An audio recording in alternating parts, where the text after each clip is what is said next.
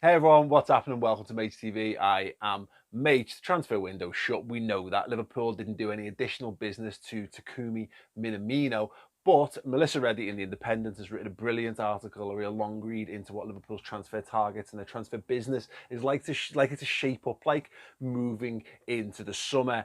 Obviously, we've seen Kylian Mbappe talking about Liverpool a lot recently. I'm going to talk about him and the likes of Kai Havertz in a second. But first and foremost, this video is brought to you in association with One Football, the tremendous football app right here. Get it in your pocket, get up-to-date news on everything around football. You've got Liverpool covered, you've got World Football covered, you've got match day centres, you've got opinion. Everything you need to do to follow Liverpool from home or abroad, near or far, is contained within the One Football app. Get involved. I'll put the link in the description underneath. Download it. I use it. It's an essential part of my weekly football routine, and it's very, very good indeed. And you will like it too, I promise. Yes. So we've seen Kylian Mbappe talking about Liverpool. He's been extolling the virtues of the football club, and why wouldn't he? Liverpool are amazing. And we had Julian Lorenz coming out and saying that, look, if Liverpool could afford to pay the money, then Kylian Mbappe would obviously be interested in joining Liverpool. And I saw a few reactions saying, well, obviously, of course he would. I thought, is that obvious?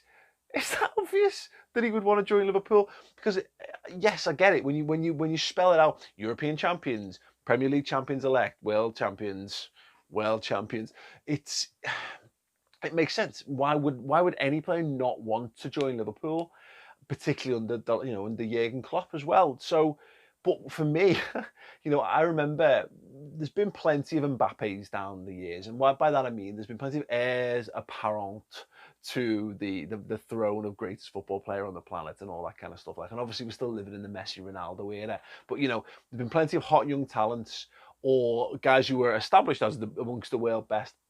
It's very rare that Liverpool actually go out and sign them. I remember there was a brilliant rumour before Zidane joined Real Madrid that Liverpool were interested, and all they had to do was secure Champions League qualification, and we didn't secure Champions League qualification, and eventually ends up at Real Madrid, and we were all absolutely devastated and cried hot, salty tears forever and ever and ever.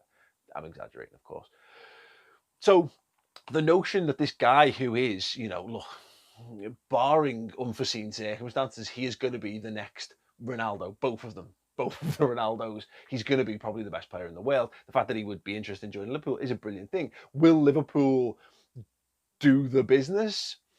I'm not so sure. And it's one of the things Melissa Reddy discusses is the fact that there are players that Liverpool are interested in. Are Liverpool interested in Kylian Mbappe? Yes. Yes, they are. Of course they are. Everyone is interested in Kylian Mbappe. Everton are interested in Kylian Mbappe. They're not going to get him. They're not going to get him. There's, other major football clubs would be interested in him. They're probably not going to get him. Why? Because his wages are just ludicrous. He's on stupid money, and he would cost stupid money to buy. Now, I'm going to make a case for why that might not hinder Liverpool, but I'll come to that in a second. The players that are in the article that are mentioned are Kai Havertz, Jadon Sancho, and even Heung-min and Marcus Rashford as well. Marcus Rashford.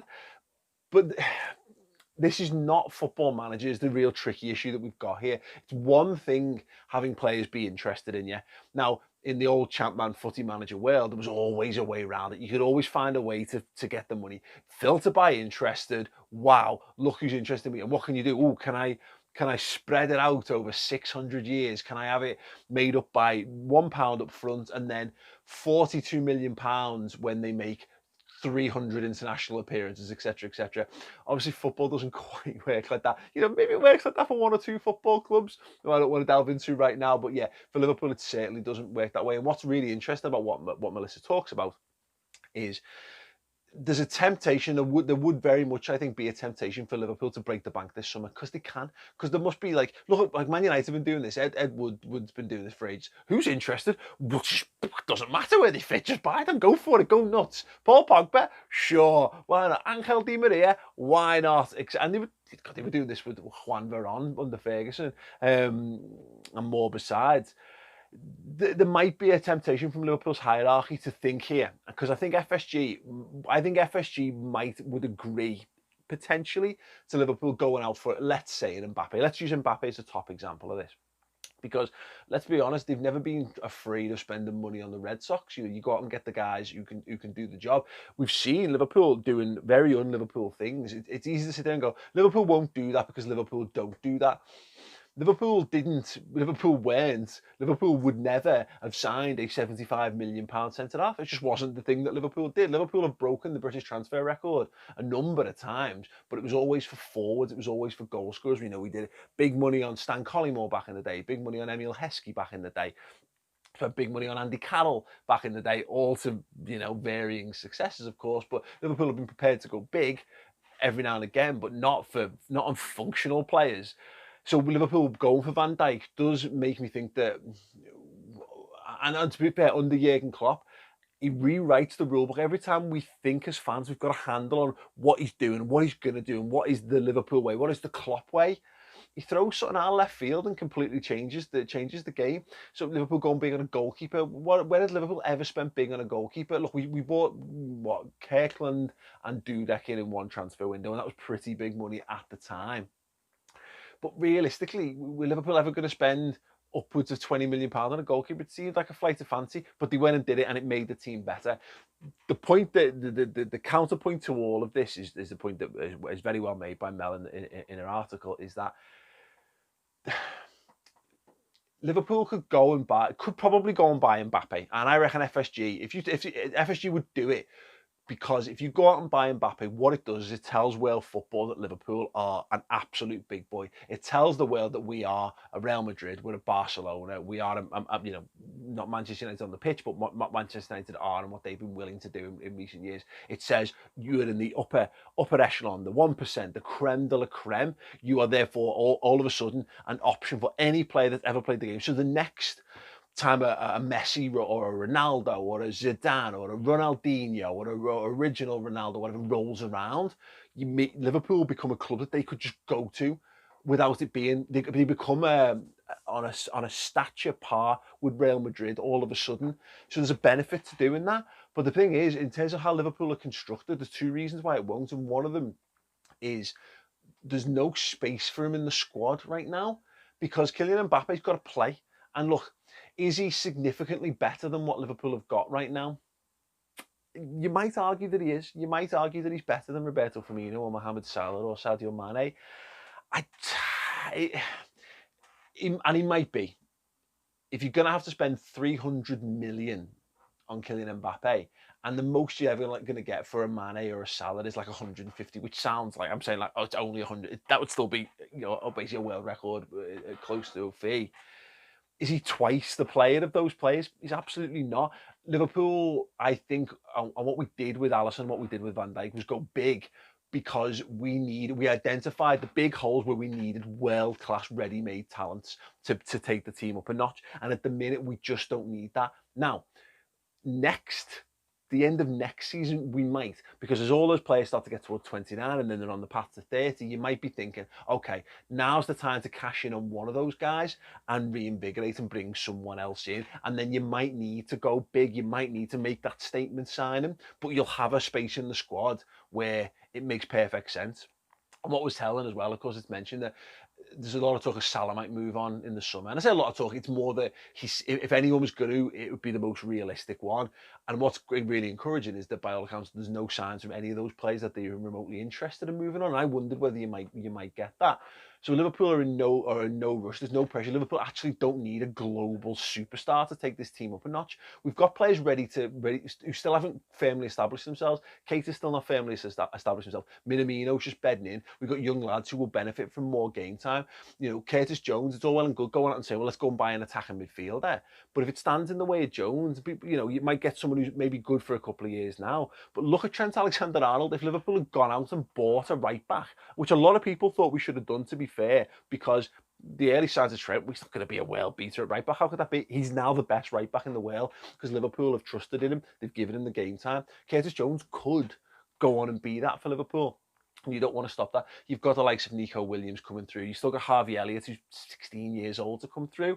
Liverpool are very well positioned that as much as buying Kai Havertz look, Liverpool might yet buy Jadon Sancho or Kai Havertz. And I think if it was me, I would go out and actually go and buy one of them two over Mbappe, because I don't think it breaks your wage structure. It'll break your transfer record probably to buy one or the two of those in, but they're young enough, they've got so much potential, and I think you've got them ready-made and then bedded in for a season, such that when you want to move one of Salah, Mane or Firmino on, if you want to do that the next season, your ready-made replacement is there. City did this with Sane, and that's hard to say now because obviously we know he wants to move on and he's been injured or whatever, but getting Bernardo Silva and Sane in, the plan was you can start to phase out the older lads and you've got world-class talent in there already.